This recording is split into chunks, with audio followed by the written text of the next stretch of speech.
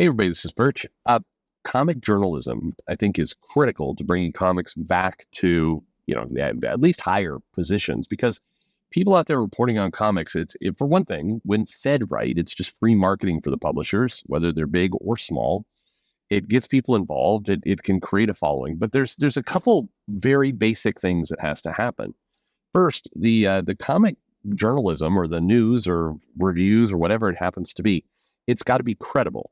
And what I mean by that is the second it kind of feels like the reviewer is just patting their friends or being paid off, um, it blows up. The second it feels inauthentic, then it's now just corporate chill. So it's gotta feel unique, which means that sometimes you're going to have good reviews and sometimes you're going to have bad reviews.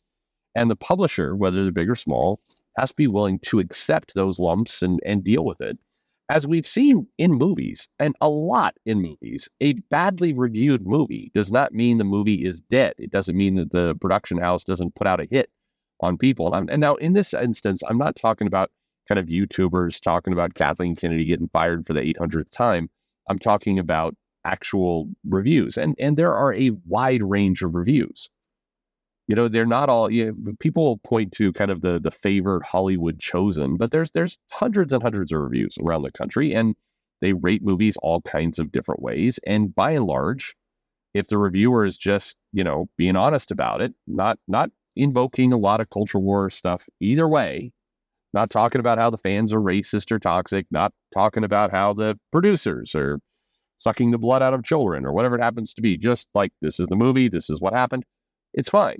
There's a guy who runs the movie spoiler, which you would think the production houses would be upset by, but no. They in many cases they provide screening to the guy who runs that site and several of the people who contribute to it. It's common. Um, so, but it can work, but you see some of these movies that are reviewed really, really poorly, and they still make plenty of money because I don't know, people want to see the shit show for themselves, or maybe it's one point of view, and other people just want to. It looks exciting from the trailer. Who knows why? But it can work. But comic journalism needs that. By the way, I'm talking about all this from an email I got. It says, "So Heidi McDonald said, so I just read the DC sampler from 1983. Interesting product if you've never seen it. I have seen it. It is interesting. I'll do a review on that.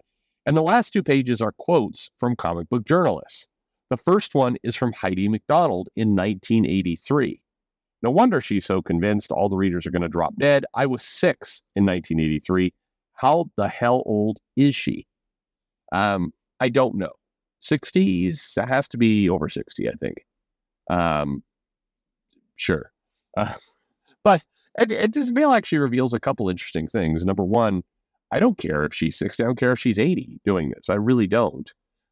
Is she putting out good work? That's all that matters. In the same way that I don't care if the readers are 60, 80, whatever it is. Can they pay things? Can they take their wallet out, fish out money, give money to shop? Then they're a customer. End of story. It still cracks me up, the attitude from some people in comics, like, they're going to drop dead tomorrow. We've got to find somebody else. It's a sinking ship. I mean, worry about that problem when they actually die, but they're not all going to die in mass. It's not how it works. You don't there's not going to be maybe it's COVID that did this actually.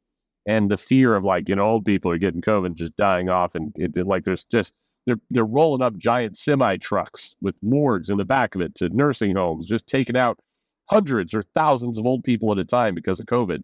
Well, first of all, turned out that was a bit exaggerated. Now, I'm not talking about the dangers of COVID or that people died. Obviously, people did. But this idea that if you hit 70, you're fucked. You're going to die immediately. All of you and all of your friends. And if you remember back in the year 2020, sorry, I had to up in there. That's how it was being displayed. It was like, if you're old, you're screwed. And that number kept inching down to, at first it was like over 80, high risk. And then it was like in the 70s, you probably have some problems. And then if you're 60, shit. If you're 50 and you haven't had a colonoscopy, you're definitely going to die from COVID immediately, and all your friends. So maybe that's, where it's coming from. Maybe that's the maybe that's the origin point. It would make sense because again, it was like I was listening to comic creators talk about I haven't left the house in 5 days, and I scrub all my groceries with bleach before they come into the house. I mean, just anyway, uh, it is what it is. Uh, so no, old readers aren't dying, but also old journalists are fine too. If you're old, but you can still write, entertain, be honest, and all the rest of those things, then comics need you, and there is a need for good comics journalism, a desperate need. Uh, so I have nothing.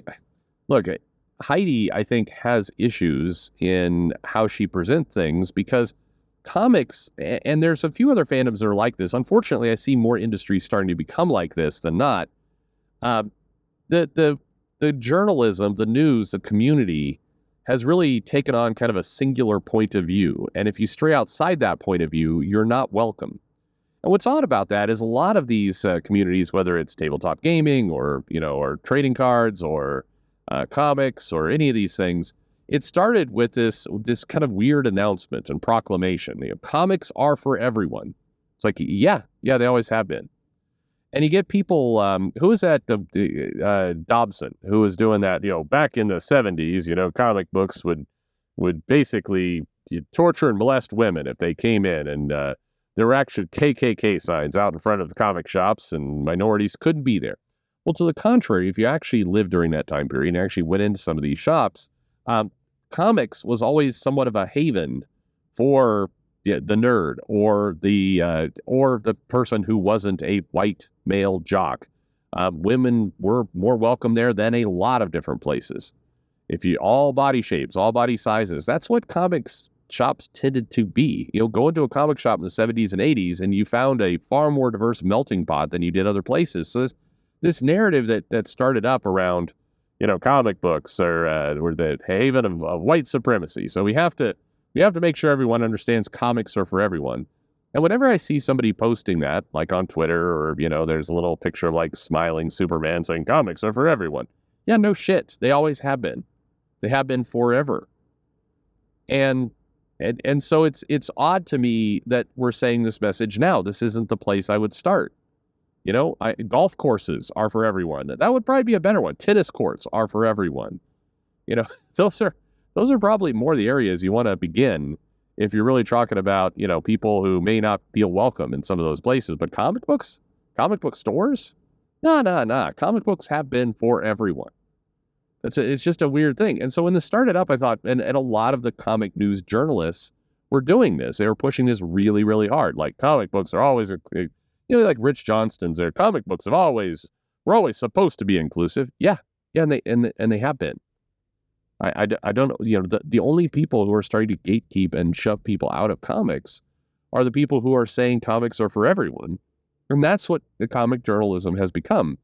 And I think Heidi has played into that quite a bit in her career. And the more she plays into it, first of all, on one hand, it's just not authentic. Anyone with half a brain who's gone into these shops, who's a true fan, customer, collector, retailer, whoever you are, know that that's crap. It just doesn't wash.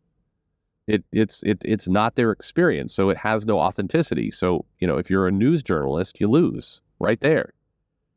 And the second part is, people want to feel excited about their fandoms, whether, again, it's tabletop gaming or cards or comics or movies or music or whatever it is. Whatever you're chasing, you want to have energy behind it. You want to feel positive about it. You want to feel good about it.